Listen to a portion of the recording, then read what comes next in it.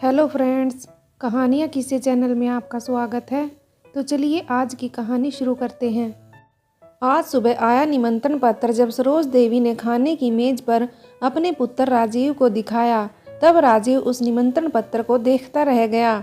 एक नज़र निमंत्रण पत्र को देखकर वह चुपचाप थोड़ा सा खाकर ही खाने की मेज से उठकर अपने कमरे में चला गया। पुत्र को इस प्रकार शांत उठकर जाता देख सरोज देवी में हिम्मत नहीं थी कि उसे रोककर कुछ कह सके। आखिर कहती भी क्या। जब से संजना के यहाँ से यह निमंत्रण पत्र आया था, तब से वह भी भावनाओं के सागर में डूब उतर रही थी।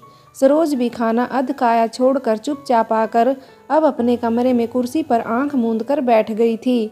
उसका मस्तिष्क अंधद्वंद के ताप को सहन करने में विफल था।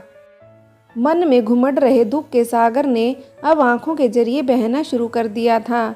आज भी रह रह कर संजना की वे दयनीय चीखें उनके कानों में गर्म लावे की तरह धधक रही थी। जब उन्होंने भरी बिरादरी में उसका हाथ पकड़कर खींचते हुए कमरे में ला पटका था। कैसे भूले वह उस मनहूस दिन को, जब उन्होंने अपनी सुख की चादर में खुद ही सुराख कर लिए थे। मनहूस, हाँ मनहूस ही तो था वह दिन, जब उन्होंने जतन से ब्याह कर लाई अपनी बहू संजना को अपने और अपने एकमात्र पुत्र राजीव की जिंदगी से निकाल कर फेंका था। आखिर करती भी क्या। अपने ब्याह के चंद वर्षों बाद ही अपने पति की मृत्यु से सालों से वैधव्य झेल रही सरोज को जब यह आभास होने लगा कि उनके एकलौते पुत्र की वधू संजना उन्हें खानदान का वारिस देने में असफल साबित हो रही थी, तो उन पर चारा ही क्या था। सोचते सोचते एक बार फिर सरोज देवी की आंखें भर आई थी। मति भ्रम हो गया था उन्हें, या उनकी मति ही मारी गई थी। जो लोगों की बातों में आकर उन्होंने अपने हाथ खुद जला लिए थे, उन्हें आज याद आ रहा था कि वह और राजीव कितने खुश थे। संजना के ब्याह कर उनके घर में आने के बाद बड़ी कठिनाइयों में पाला था उन्होंने राजीव को। माता पिता दोनों का फर्ज निभाते निभाते उनके मन में एक लालच सा उठाया था अपने भविष्य को लेकर, और इसलिए आए तमाम रिश्ते नकारने के बाद अपनी बहन द्वारा सुझाए संजना के रिश्ते की बात चलते ही सर्वगुण संपन्न और दूध सी उजली संजना को उन्होंने राजीव का जीवन साथी चुनने में तनिक भी देरी नहीं की थी। सुंदर सुशील संजना का साथ पाकर वह और राजीव अपने संघर्ष के दिन भूल गए थे। पति के गुजर जाने के बाद सरोज ने अपने मायके में रहकर राजीव की परवरिश की थी। जीवन भर भाभियों के ताने और संघर्ष के दिनों ने सरोज को कठोर हृदयी महिला में परिवर्तित कर दिया था। राजीव ने मां की तपस्या को फलीभूत कर शिक्षा प्राप्त कर जब बैंक की परीक्षा में सफलता पाई, तब अपनी मां सरोज की आंखों में उसने पहली बार आंसू देखे थे। शीघ्र ही राजीव ने अपने और मां के रहने का इंतजाम नाना के घर से अलग कर लिया था। सरल और मेहनती राजीव के लिए उसकी मौसी ने जब संजना के रिश्ते का प्रस्ताव दिया, तब संजना को देखकर सरोज देवी और राजीव ने तुरंत हामी भर दी थी। संजना ने शीघ्र ही उस शांत नीरस घर को अपनी कार्य कुशलता और अपनी खनखनाती आवाज़ से सरस कर दिया था। रसोई से लेकर घर की साफ सफाई तक पर संजना ने एकाधिकार जमा लिया था। कभी पूरे दिन काम में कोहलू के बैल की तरह जुटी सरोज देवी अब अपने आप पानी लेने को भी तरस जाती। हरदम दौड़ दौड़ के संजना उनके सारे काम किया करती। उनकी एक आवाज़ पर संजना उनके सामने उपस्थित होती थी। बचपन से ही ताई चाची के साए में पली बड़ी बिन माँ की बच्ची संजना सरोज देवी को माँ के रूप में पाकर जैसे कृतार्थ हो गई थी। उसकी मासूमियत और प्यार देखकर सरोज देवी ने भी जैसे उस पर मातृत्व न्यौछावर कर दिया था। हरदम हंसती और मृदुभाषी पत्नी का साथ पाकर राजीव भी स्वयं को सातवें आसमान पर सुख के बादल में गोते लगाता महसूस करता। उसकी दिन भर की थकान शाम को घर आते ही गुलाब से खिलते संजना के गालों और उसे देखते ही लरसती उसकी आंखों को देखते ही मिट जाती थी। जीवन के प्यारे सतरंगी रंग जब राजीव संजना के जीवन में आ जा रहे थे, तो फिर दुख का रंग क्यों ना आता।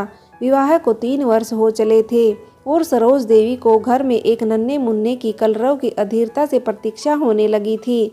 जैसे जैसे समय बीत रहा था, उसकी व्याकुलता बढ़ती चली जा रही थी। राजीव के साथ ब्याहे और जोड़ों के बच्चे अब 1 वर्ष के भी हो चले थे, और यहाँ पर अभी मातृत्व का अंकुर भी नहीं फूटा था। धीरे धीरे सरोज देवी ने अपनी इस आकांक्षा को क्लेश के रूप में जाहिर करना शुरू कर दिया था। उनके जोर डालने पर जब संजना ने अपनी चिकित्सीय जांच कराई, तो उसमें स्पष्ट था कि संजना पूर्ण रूप से स्वस्थ थी। इंतजार करते करते और 2 वर्ष बीत गए। इस बीच संजना और राजीव लगातार चिकित्सक के संपर्क में थे। कमी न होते हुए भी सरोज देवी संजना का निरंतर इलाज कराए जा रही थी। जब एक बार जांच कराकर घर आई संजना ने दबे स्वर में कहा, मम्मी, डॉक्टर मैडम कह रही थी कि इस बार तुम्हारे पति की भी जांच करेंगे, कहीं उनमें कोई कमी। अभी संजना अपनी बात भी पूरी नहीं कर पाई थी कि उसकी आंखों के सामने अनगिनत तारे टिमटिमा गए थे। बात पूरी करने से पहले ही सरोज देवी का झन्नाटेदार थप्पड़ संजना के गाल पर पड़ चुका था। तेरी हिम्मत कैसे हुई यह सब बात कहने की? इतने स्वस्थ मेरे बेटे में क्या संतान उत्पन्न करने की अक्षमता नहीं है? अरे डॉक्टर ने कही तो कही, तू घर पर आकर यह बात क्यों बखान कर रही है? न जाने कितनी कमी अपनी शरीर में पाले हुए है, न जाने कौन सी अभागी कोख लेकर पैदा हुई है और अपने बांझ रहने का दोष मेरे बेटे पर मढ़ना चाहती है। करम जली, यह कहने से पहले तेरी जीभ क्यों ना जल गई? सरोज देवी चीखते हुए कांप रही थी कि वही थप्पड़ के प्रहार से जमीन पर गिरी संजना की आंखें सजल हो गई थी। तन से आहत संजना का मन भी उस समय टूट गया जब उसने पास खड़े राजीव को देखा, जो उसे वितृष्णा की दृष्टि से देख रहा था। पिछले 5 साल से लगातार अपना इलाज करा रही संजना के आज एक जरा सी बात कहने पर कि डॉक्टर ने राजीव के चेकअप करने को कहा है, घर में तूफान सा आ गया था। सरोज देवी के आक्रोश से अब उनके रिश्तेदार भी परिचित हो गए थे। वे भी उनके साथ अब संजना पर बांझ होने का दोषारोपण करने लगे थे। पूर्ण रूप से शारीरिक स्वस्थ और सारी चिकित्सीय जांचों में खरी उतरी संजना को अब प्रतिदिन अभागन और बांझ रूपी कड़वे विशेषणों से आभूषित होना पड़ता। अब सरोज देवी को संजना की छोटी छोटी बातें कमियों से भरी लगने लगी थी। वह अक्सर संजना को अकारण डांट दिया करती। उसकी सारी अच्छाइयाँ, सारी विशेषताएं अब उन्हें उसके दुर्गुणों में बदलती प्रतीत हो रही थी। हर शाम संजना के अंक में गुजारने वाला राजीव अब उसके चेहरे से भी नजरें चुराता था। घर की शांति धीरे धीरे दूर जा रही थी और मधुरता के स्वर की जगह वहां कर्कश स्वर गूंजने लगे थे। सब लोगों ने अब सरोज देवी के कान भरने शुरू कर दिए थे कि अगर समय रहते तुमने राजीव का दूसरा विवाह नहीं किया तो तुम अपनी अगली पीढ़ी के आगे बढ़ने से वंचित रह जाओगी। तुम्हारी इसकी कोख तो मनहूस है, इसे इस जन्म में बच्चा मिलने से रहा। लोगों की बातें सुनते सुनते सरोज देवी अपनी स्वयं की सोचने समझने की शक्ति खो बैठी थी। अपने दिख रहे काले भविष्य ने उन्हें बेहद डरा दिया था। संजना लाख चाहती कि वह अपनी सास को प्रसन्न रखे। वह उन्हें परेशान देखकर कभी उनका सिर दबाती और कभी उनके मनपसंद भोजन पकाती, पर सरोज देवी थी कि अब उसे राजीव के जीवन से निकालने को तत्पर थी। और फिर वह मनहूस दिन भी आ गया जब सरोज देवी ने स्वयं अपने हाथों से अपनी खुशियां राख कर ली थी। सरोज देवी की खुशियों ने उनसे किनारा कर लिया था। छोटी बहन के पुत्र हुआ था और आज उसका नामकरण संस्कार था।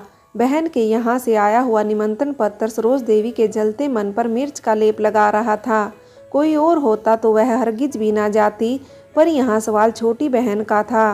बहन के यहाँ उसके मांगलिक कार्य में सम्मिलित ना होकर सरोज देवी अप्रत्यक्ष रूप से अपनी जग हंसाई नहीं कराना चाहती थी। देखो, अपने घर चिराग ना जला तो कहीं और की रोशनी भी आंखों को ना भा रही। दिल पर पत्थर रखकर बेहद दुखी मन से वह सपरिवार कार्यक्रम में सम्मिलित होने चली गई थी।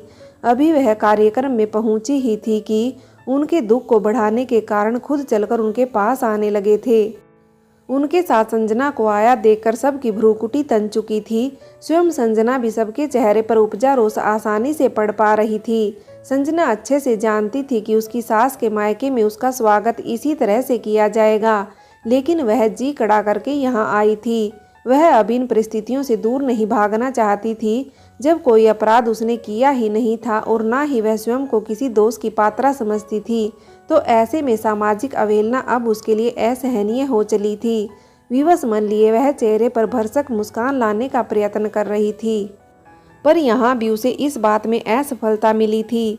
जब राजीव के ननिहाल के परिजनों से उसे अपने लिए ये शब्द सुने, देखो तो बेशरम को कैसे हंस रही है, खुद की कोख सूनी है और निर्लज बालक के सगुन साथ के काम में आई है। यह सुनकर एक दूसरा व्यक्ति बोल पड़ा, अरे यहाँ पर इसे आने किसने दिया है? ऐसे शुभ कार्यों से तो ऐसी औरतों को कोसों दूर रखना चाहिए। इस पर एक व्यक्ति ने फुसफुसाते हुए कहा, अरे धीरे बोलो, कहीं बहन जी सरोज ने सुन लिया तो खामखा परेशान हो जाएंगी। बेचारी ने पहले ही कम दुख देखे हैं, जो यह अथम उनका दुख बढ़ाने उनके जीवन में आ गई।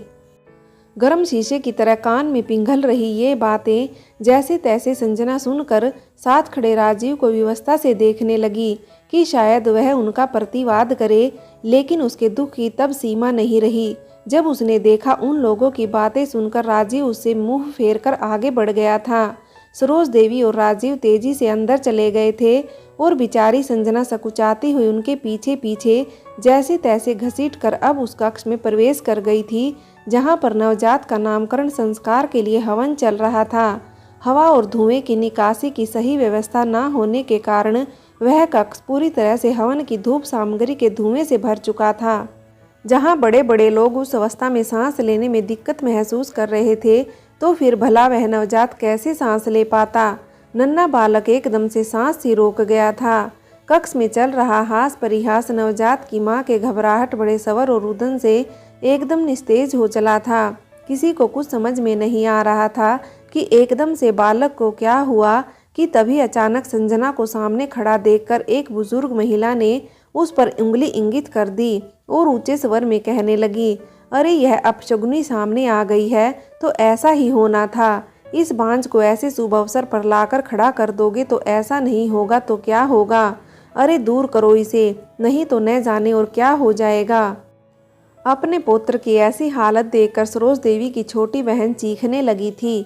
जीजी, मैंने तुमसे कहा था इस मनहूस को अपने साथ मत लेकर आना, लेकिन तुम्हें मेरी क्या पड़ी है। देखो करा दिया ना कांड। हाय रे मेरा लाल। घबराती हुई संजना कहने लगी, अरे आप लोग बच्चे को बाहर खुली हवा में ले जाइए, अभी सब सही हो जाएगा। निर्लज बेशरम अभी भी खड़ी है और ऊपर से सलाह दे रही है। हाय हाय, कोई तो इसे बाहर लेकर जाओ। कुछ औरतों का समूह चीखने लगा था। सरोज देवी का खून जैसे सूख चुका था। लोगों के चीखने से सन पड़ी सरोज देवी जैसे नींद से जागी और संजना को हाथ पकड़कर घसीट कर बाहर ले जाने लगी। मम्मी जी रुकिए, ऐसा मत कीजिए, मेरी कोई गलती नहीं है। अरे आप ही इन्हें बताइए कि ऐसा कुछ भी नहीं है, जैसा लोग मुझे समझ रहे हैं। गिड़गिड़ाती हुई संजना अपना हाथ पकड़कर घसीट कर ले जा रही सरोज देवी को देखती और कभी राजीव की तरफ देखकर दयनीय स्वर में यह सब रोक देने को कहती। आंसुओं से लाल हो चुकी इसकी आंखें तब अंगारे उगलने लगी जब उसने देखा राजीव दूसरी तरफ मुंह फेर कर उसे अनदेखा कर रहा था। सब कुछ जानते हुए भी राजीव का यह बर्ताव अब संजना के बर्दाश्त से बाहर था और उसका सब्र का बांध टूट गया था जब सरोज देवी ने उसे कमरे में बंद करते हुए ये शब्द कहे, पड़ी रहे यहाँ करमजली अपनी मनहूस कोख लेकर। बस मम्मी जी, मैं आपकी बहुत इज्जत करती हूँ। इज्जत क्या करती हूँ, मैं तो आपको अपनी जान से ज़्यादा प्यार करती हूँ। आपके रूप में मैंने ममता का वह रूप देखा जो शायद मेरे नसीब में लिखा ही नहीं था। आप मुझे सब कुछ कह सकती हैं, लेकिन मेरी कोख को मनहूस नहीं कह सकती। यह कहने का अधिकार मैं किसी को भी नहीं दूंगी। हमेशा शांत और मृदुभाषी संजना के तेवर अब विस्फोटक हो चुके थे। यह सुनते ही सरोज देवी आपा को बैठी थी और वापस कमरा खोलकर उसका हाथ झटकते हुए बोली, और क्या कहूँ तुझे, क्यों तू मेरा और मेरे बेटे का पीछा नहीं छोड़ती। अरे बेशरम, थोड़ी सी भी शर्म बाकी हो तो निकल जा हम लोगों की जिंदगी से, हमें भी संतान का सुख देखने दे। सरोज देवी का कहना ही था कि आंखों में आंसू लिए संजना वहां से चल दी थी। वहां से बाहर निकलने से पहले वह एक बार राजीव के पास गई और धीरे से उससे बोली, आज सवेरे मैंने आपकी वे रिपोर्ट्स पढ़ ली थी जो आपने मुझसे बिना बताए मेडिकल जांच करवाई थी। सब कुछ जानते हुए भी अगर आप मेरी इस प्रकार की बेइज्जती सहन कर सकते हैं तो फिर हमारे साथ रहने का कोई अर्थ ही नहीं है। मैं चाहूँ तो आपकी जांचों की सारी बातें यहाँ सबको बता सकती हूँ, पर मैंने कभी आपकी मान मर्यादा बनाए रखने का संकल्प किया था, वह मैं आज नहीं तोड़ूंगी। चलती हूँ, शायद हमारा साथ यहीं तक का था। उधर बाहर खुली हवा में बच्चों को ले आया गया था। बच्चा वापस जोर जोर से रोने लगा था। एक बार फिर से हर्षो उल्लास का वातावरण छा गया था। जिस सकुचाती हुई संजना ने डरते डरते समारोह में प्रवेश किया था उसका आज अंत हो गया था और अब लाल तप्त आंखें लिए समारोह से बाहर निकलती संजना में उपज आया था उसका आत्मविश्वास ही संबल था। उसे समझ में आ गया था कि राजीव के साथ उसका सफ़र यहीं तक का था। समारोह से बाहर निकलती संजना की तेज कदमों को देखने की शक्ति राजीव में नहीं थी। उसका अपराधी मन नज़रों को उठने ही नहीं दे रहा था। जब अपनी मेडिकल रिपोर्ट देखने की शक्ति स्वयं उसमें ही नहीं थी तो कैसे उसका दम्भी पुरुष मन इस सच को स्वीकार कर पाता। फ्रेंड्स, बाकी की कहानी के अगले भाग में देखें।